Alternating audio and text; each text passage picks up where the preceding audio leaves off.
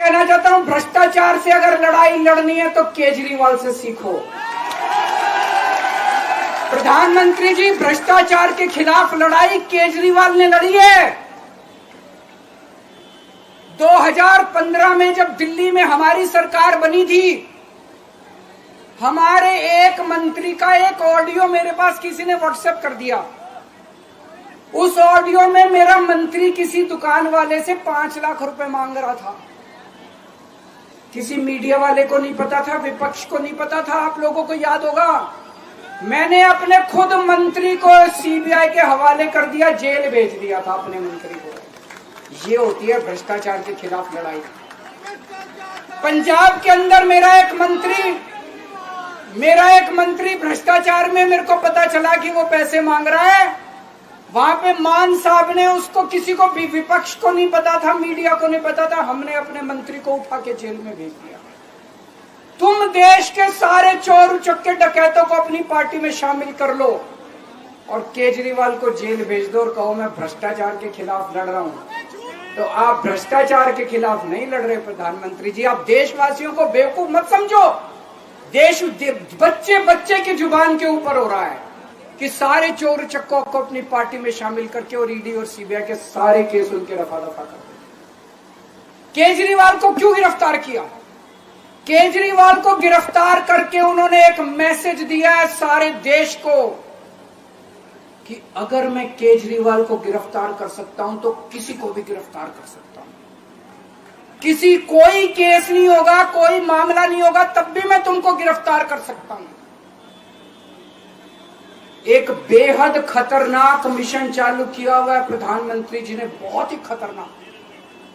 देशवासियों को यह समझने की, अब जब मैं बोलने जा रहा हूं, समझने की जरूरत है।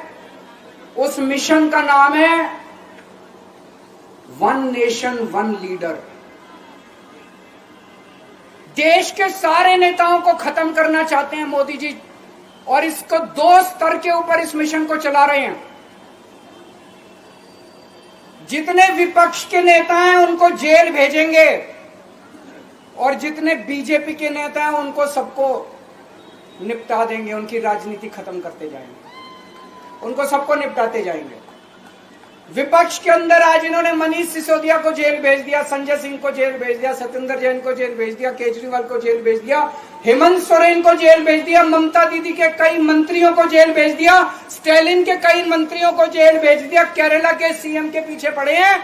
अगर ये चुनाव जीत गए, मेरे से लिखवा लो एफिडेविट के ऊपर, थोड़े दिन के बाद ममता दीदी जेल में होंगी, तेजस्वी यादव जेल में होगा, स्टैलिन साहब जेल के अंदर होंगे, पिनरई विजयन जेल के अंदर होंगे, उद्धव ठाकरे जेल के अंदर होंगे, जितने विपक्ष के नेता ये सारे जेल के अंदर होंगे। अगर ये चुनाव जीत गए, इन्होंने बीजेपी का एक नेता नहीं छोड़ा। आडवाणी जी की राजनीति खत्म कर दी इन्होंने, मुरली मनोहर जोशी की राजनीति खत्म कर दी, सुमित्रा महाजन की, शिवराज सिंह चौहान जिसने मध्य प्रदेश का चुनाव जीत के दिया इन लोगों ने, शिवराज सिंह चौहान ने उसको मुख्यमंत्री ने बनाया, उसकी राजनीति खत्म कर दी। वसुंधरा राजे की राजनीति खत्म कर दी इन्होंने, खट्टर साहब की राजनीति खत्म कर दी, डॉक्टर रमन सिंह की राजनीति खत्म कर दी।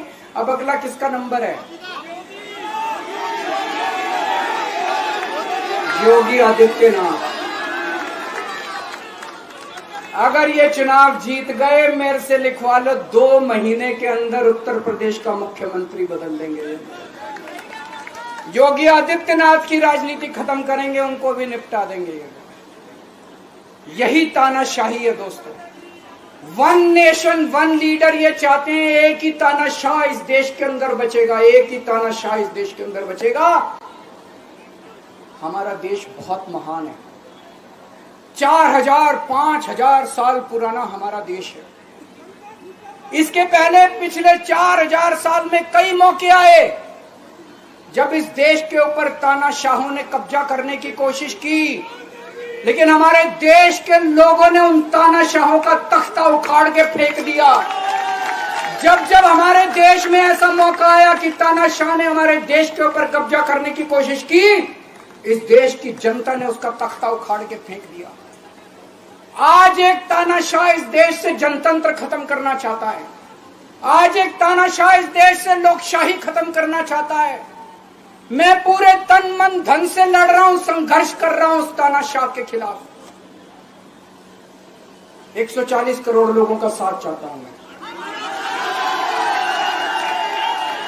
मेरे अकेले के करने से नहीं होगा। 140 आज मैं आप लोगों से भीख मांगने के लिए आया हूं, 140 करोड़ लोगों से, 140 करोड़ लोगों से भीख मांगने के लिए आया हूं। मेरे देश को बचा लो, मेरे भारतवर्ष को बचा लो, मेरा भारत रत्न, इस तानाशाही से बचा लो मेरे दोस्त, मेरे देश को।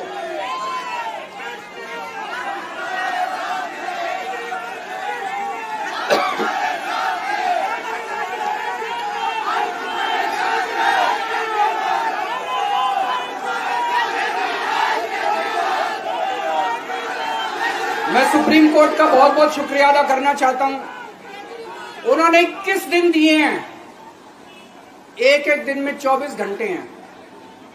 मैं एक दिन में 24 में से 36 घंटे काम करूंगा, पूरे देश भर में घूमूंगा इस तानाशाही को रोकने के लिए। दोस्तों, जितनी मेरे अंदर ताकत है, मेरा सब कुछ कुर्बान है देश के लिए। मेरा तन मन धन सब कुछ कुर्बान है मेरे देश के लिए।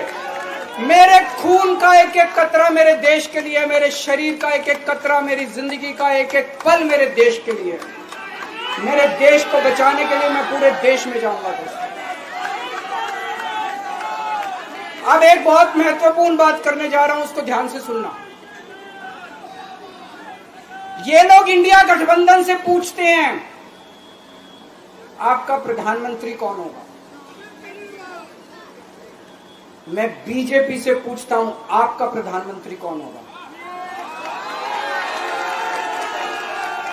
आप लोग सोच रहे होंगे केजरीवाल क्या बात कर रहा है, मोदी जी होंगे। नहीं, मोदी जी अगले साल 17 सितंबर को 75 साल के हो रहे हैं। बीजेपी के अंदर मोदी जी ने 2014 में मोदी जी ने खुद ने रूल बनाया था कि बीजेपी के अंदर जो भी 75 साल का होगा उसको रिटायर कर दिया जाएगा। सबसे पहले आडवाणी जी को रिटायर किया गया, उसके बाद मुरली मनोहर जोशी जी को रिटायर किया गया, फिर सुमित्रा महाजन को रिटायर किया गया, फिर यशवंत सिन्हा को रिटायर किया गया। अब मोदी जी अगले साल 17 सितंबर को रिटायर होने वाले हैं।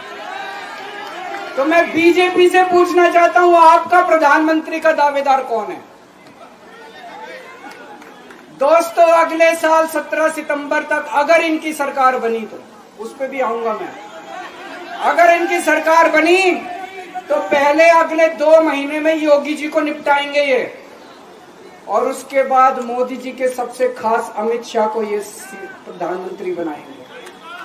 तो मैं लोगों को, देश के लोगों को आगाह करना चाहता हूं, मोदी जी अपने लिए वोट नहीं मांग रहे। मोदी जी अमित शाह को प्रधानमंत्री बनाने के लिए वोट मांग रहे हैं। मैं पूछना चाहता हूं मोदी जी से और अमित शाह जी से, ये मोदी की गारंटी पूरी कौन करेगा? क्या अमित शाह मोदी की गारंटी पूरी करेंगे? जब आप अगर जो वैसे तो मेरे को लगता है मैं भी आऊंगा उसके ऊपर, मुझे नहीं लगता इनकी सरकार बन रही है, लेकिन जो बीजेपी को वोट देने जाएं वो ये सोच के जाना कि आप मोदी जी के नाम पे वोट नहीं दे रहे, आप अमित शाह के नाम पे वोट दे रहे।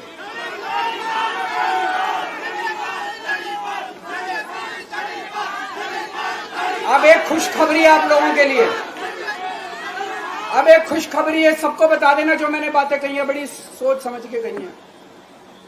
वहां बैठ के यही सोच रहा था 50 दिन से।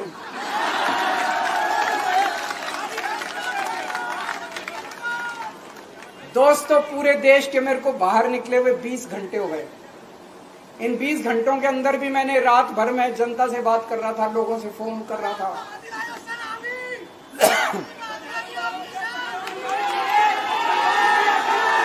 क्या बोल रहे? रात को आंधी आई थी,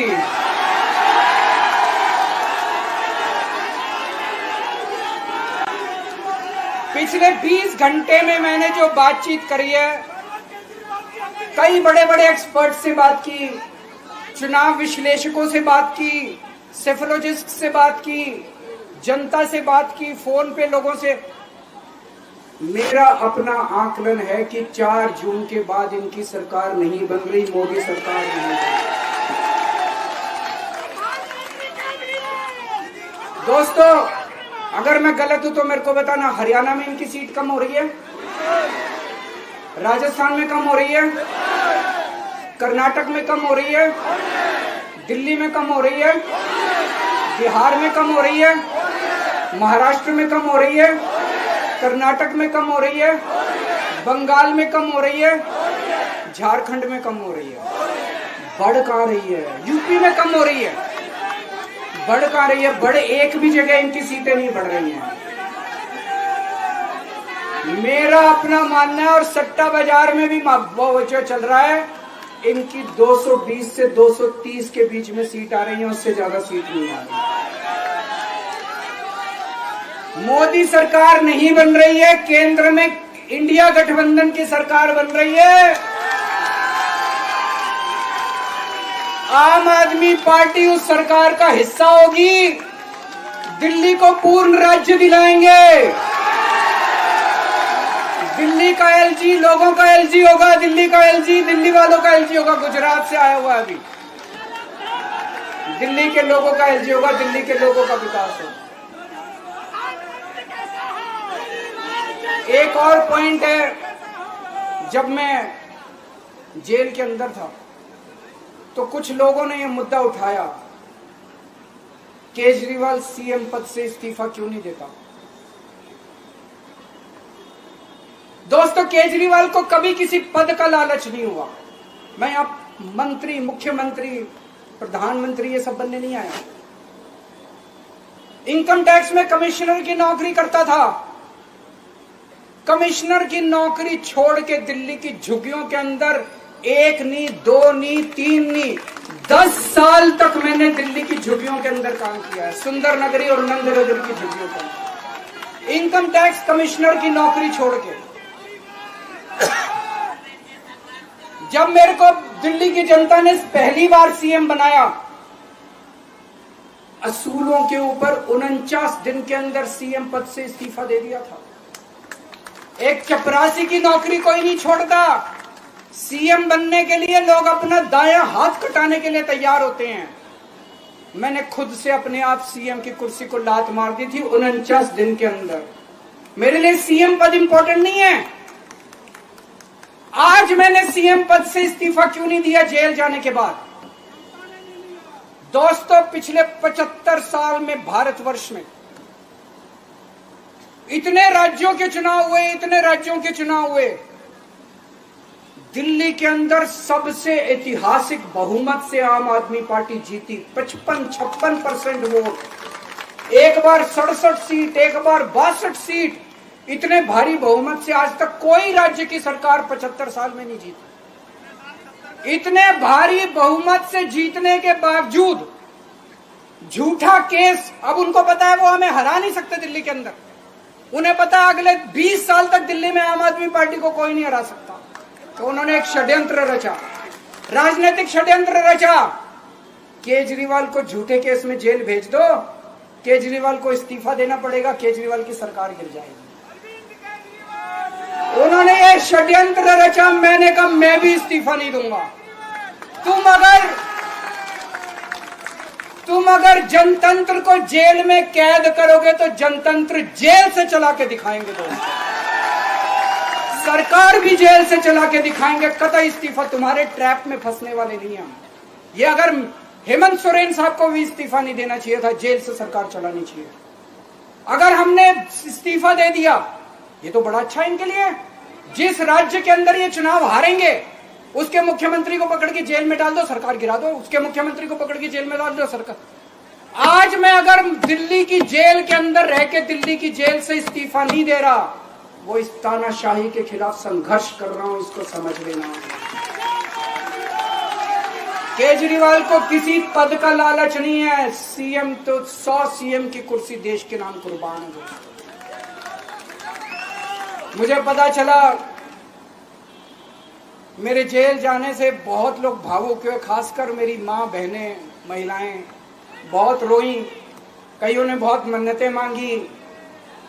मैं सबका बहुत बहुत शुक्रिया अदा करना चाहता हूं जिन लोगों ने अपनी दुआएं, करोड़ों करोड़ों लोगों ने अपनी दुआएं भेजी हैं। पूरी दुनिया भर से करोड़ों लोगों ने दुआएं भेजी।